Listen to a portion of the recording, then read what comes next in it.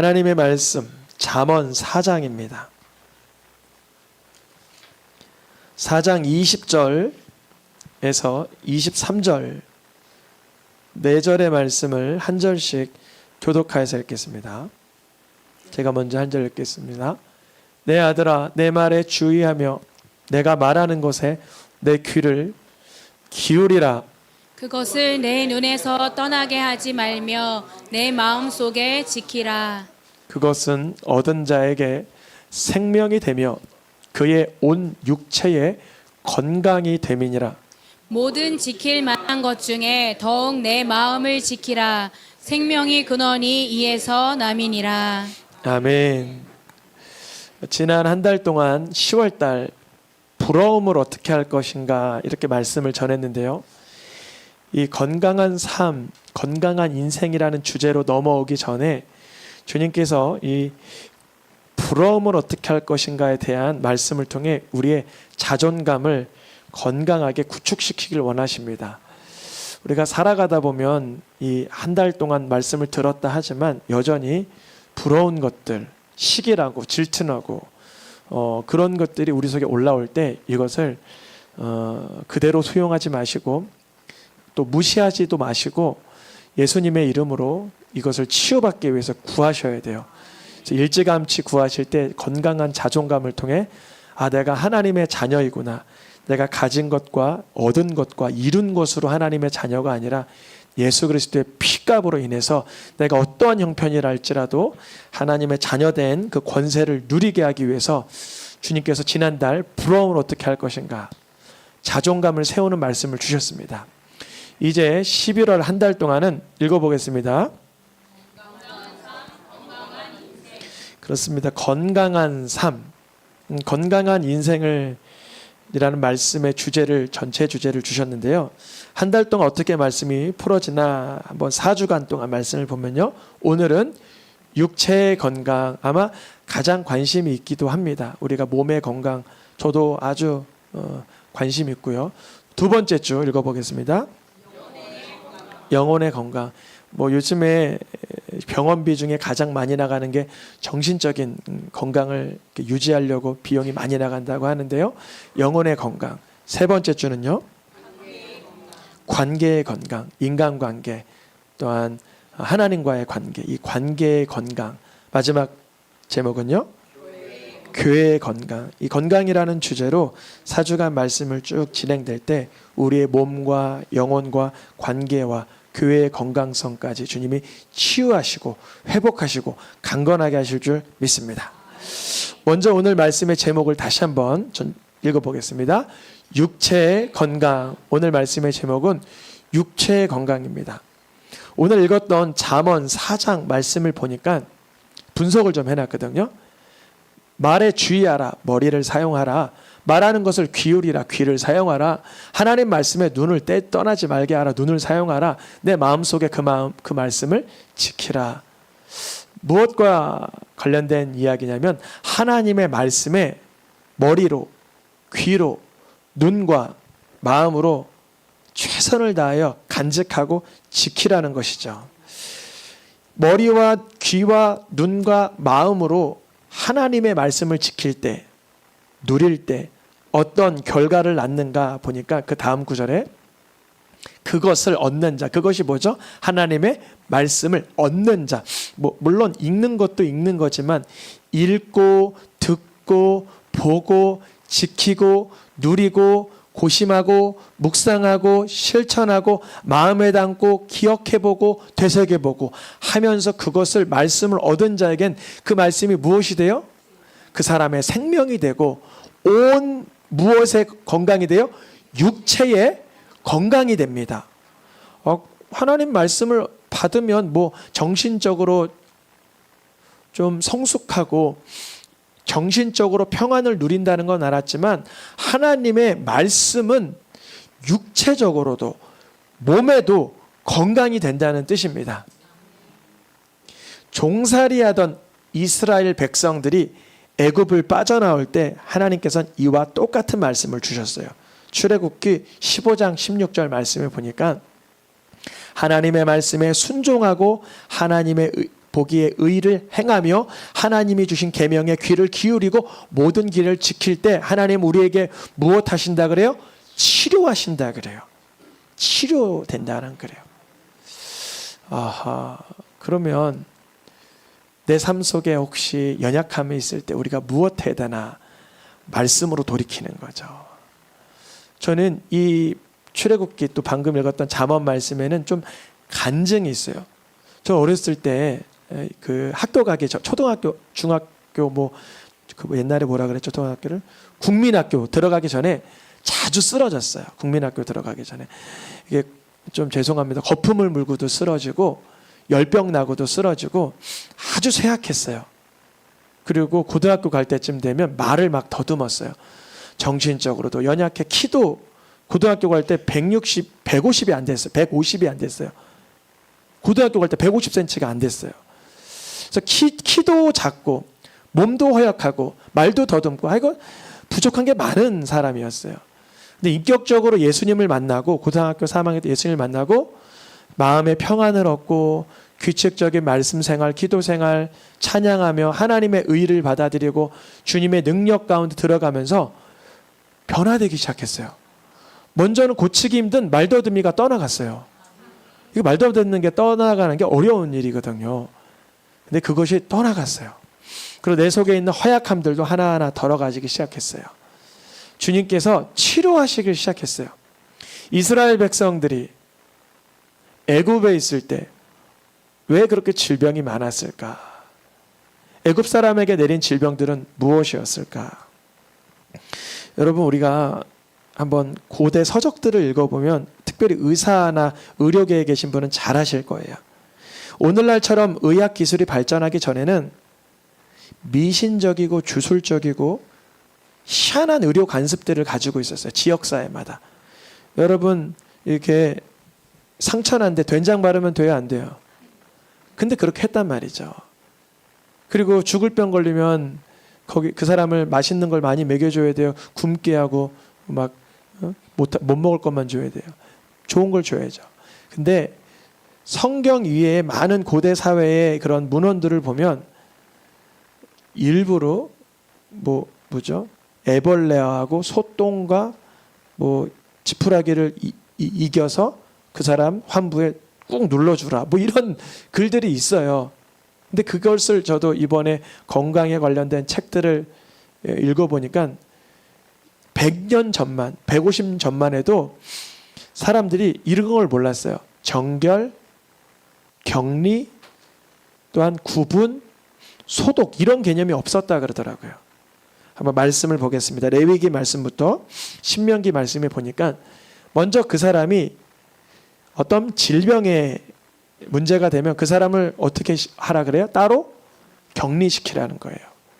근데 이런 개념이 없었어요. 그래서 예전에 유럽에서 산부인과 의사들이 여러 여성들을 계속 이렇게 하고 아이를 낳고 하면 다음 환자를 만나면 거의 한 30% 정도는 죽었다는 거예요. 이유가 뭘까? 이게 산 무슨 병인데 알고 보니까 첫 번째 환자를 만난 다음에 이 의사가 당연히 우리나라는 뭐예요? 손을 당연히 씻죠. 근데 예전에는 100년, 150년 전만 해도 그걸 몰랐던 거예요. 옮기는 걸 몰랐던 거예요. 성경에는 격리에 대해서 그리고 그 일정 기간, 왜냐면 시체를 만지면 시체에 뭐가 있었을까요? 병균들이 있었겠죠. 사체에 대한 병균들이 있을 텐데 그 만진 자는 닦기도 하지만 한 번 닦는 게 아니라 2번 닦고 3일마다 닦고 7일 후에나 누구를 대할 수 있게 되는 이 기간. 그리고 우슬초의 그 성분을 분석하니까 거기에 소독제의 어떤 성능이 그 안에 들어가 있다 그러더라고요. 그리고 변소는 여러분 화장실이 거실이면 돼요? 안 되잖아요. 이게 구분이 돼야 되잖아요. 근데 유럽에 한 200년, 300년 전만 해도 이거 하수, 상수가 구분이 안 됐었다 그랬잖아요. 그러니까 성경에 나와 있는 격리하는 것, 어떤 기간을 갖는 것, 그리고 소독하는 것, 그리고 구분하는 것, 정결하게 하는 것은 하나님께서 우리 육체의 건강을 위하여 주신 지혜라는 건데요. 성경에 그게 기록되어 있어요.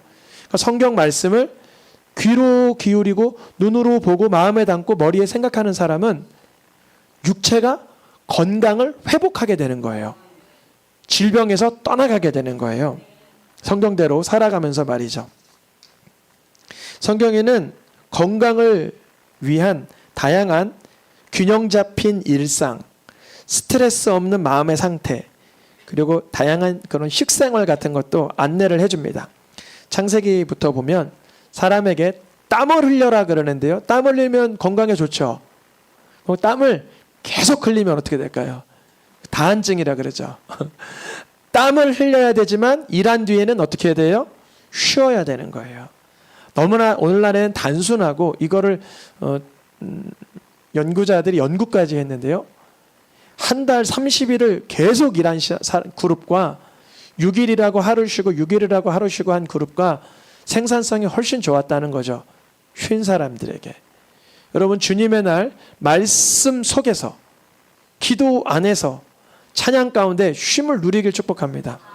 그리고 또 한 주간 땀을 흘려야죠. 게으르면 안 되죠. 나태하면 안 되죠. 최선을 다하고 땀을 흘리지만 일을 하곤 쉬는 것.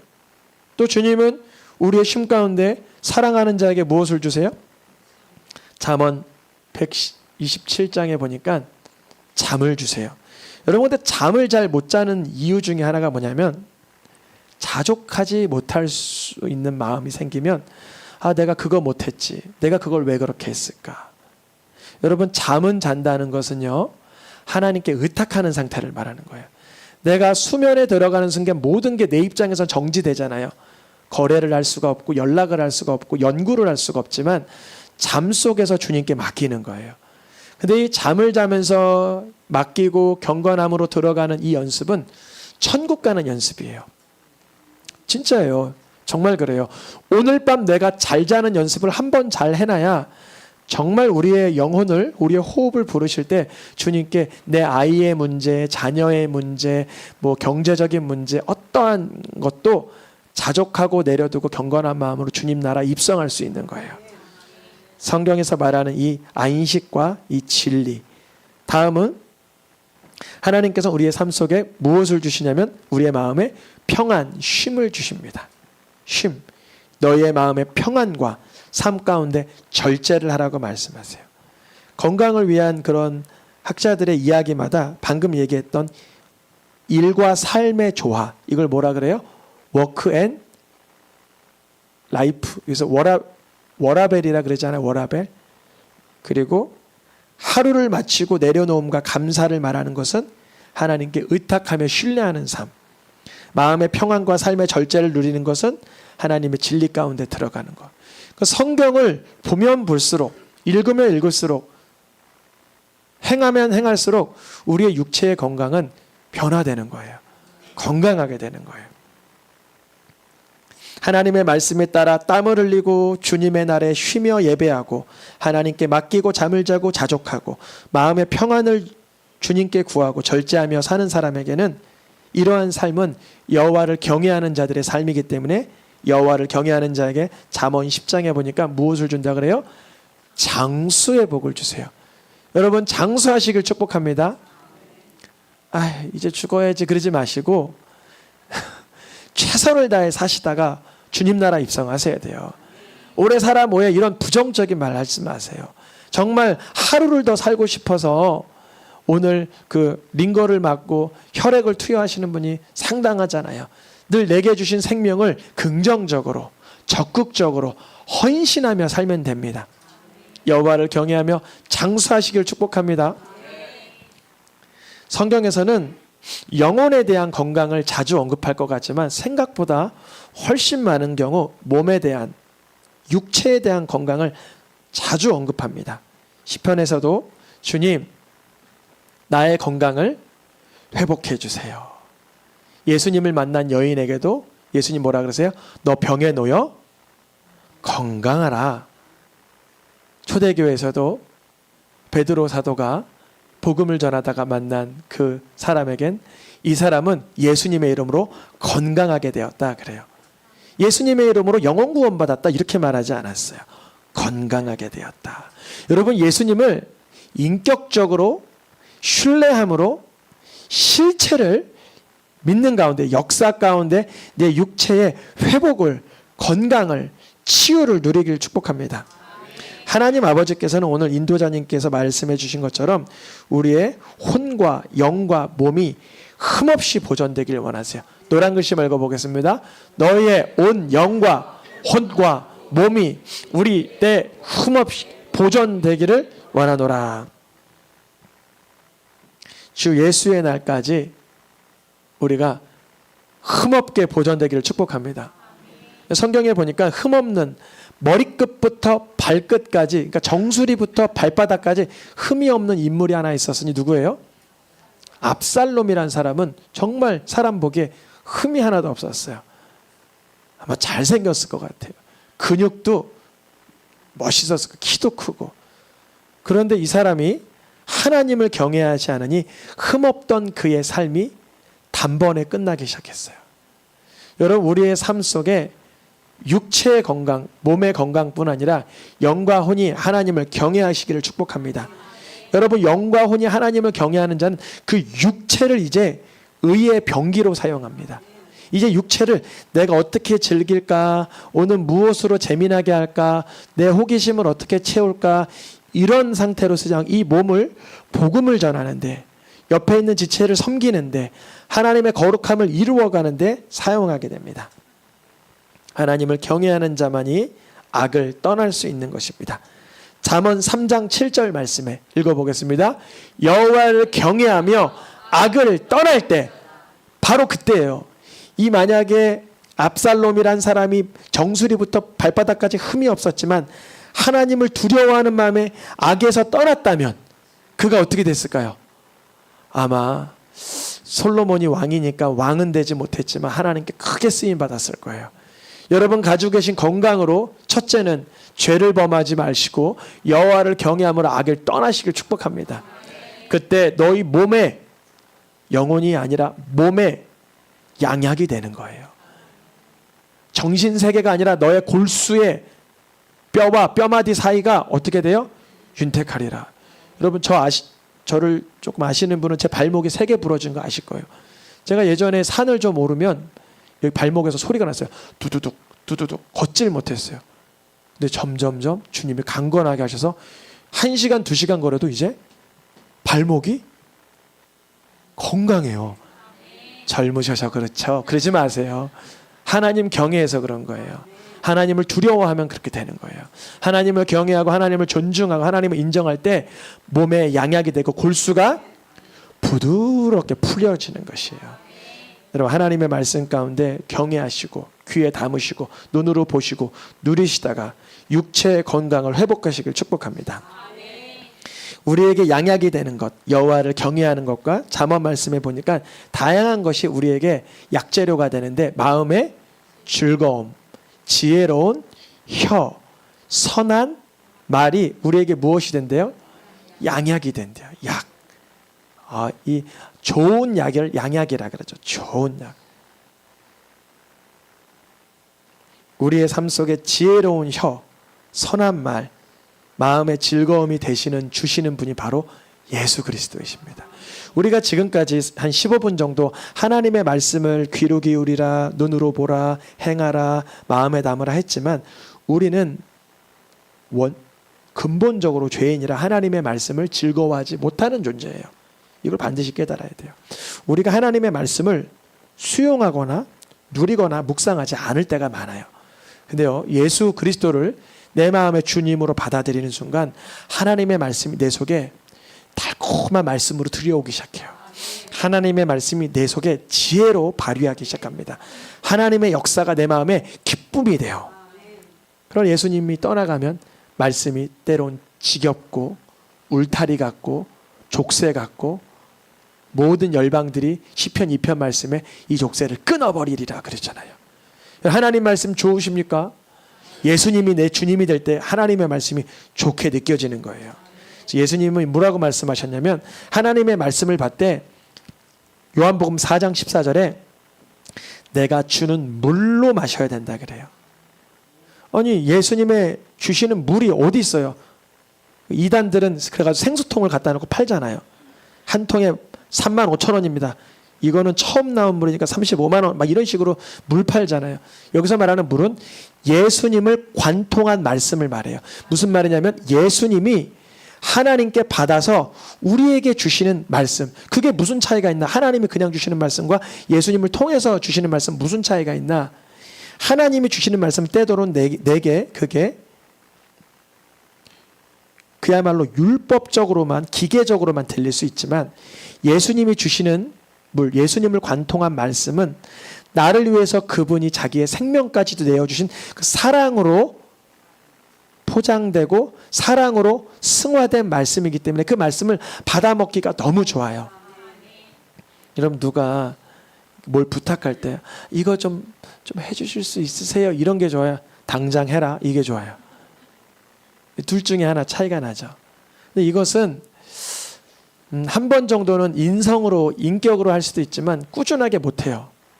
근데 예수님을 내 구주로 바라보는 가운데 하나님의 말씀을 보면요, 어떠한 율법의 말씀도 나를 위해서 사랑으로 주시는 말씀으로 승화되어 느껴지기 시작합니다. 그러니까 내가 주는 물을 그 속에서 영생하도록 솟아나는 샘물이 되리라.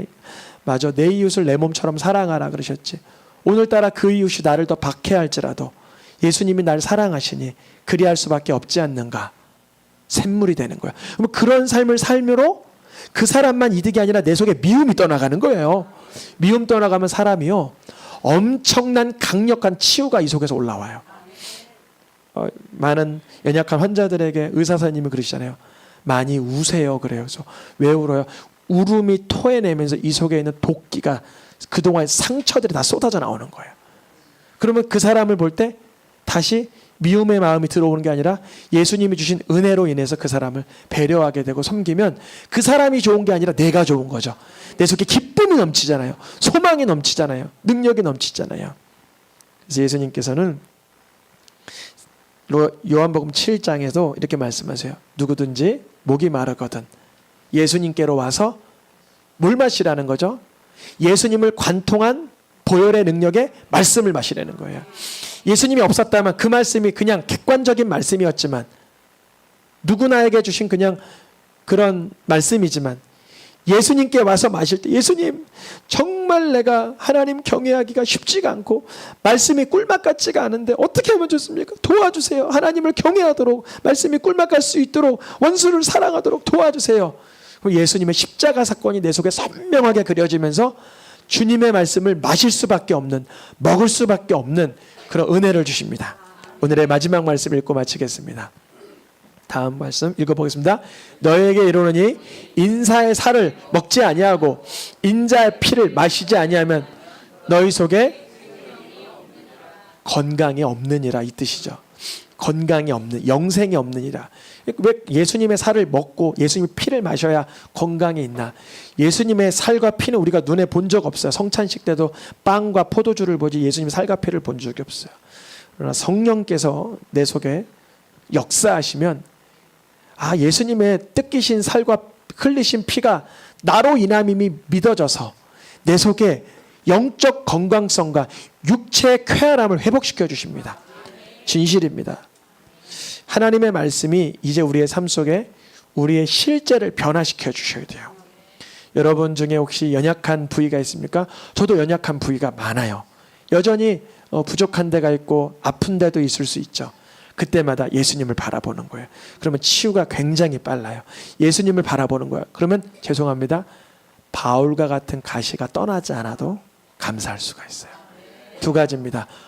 분명 건강을 주십니다. 그러나 때로는 걷어가지 않는 어려움도 있을 수 있어요. 그건 그것은 하나님의 무능력이 아니라 나를 겸손케 하시기 위한, 하나님의 약속 안에 약할 때 강함을 주시기 위한 능력인 줄 믿습니다.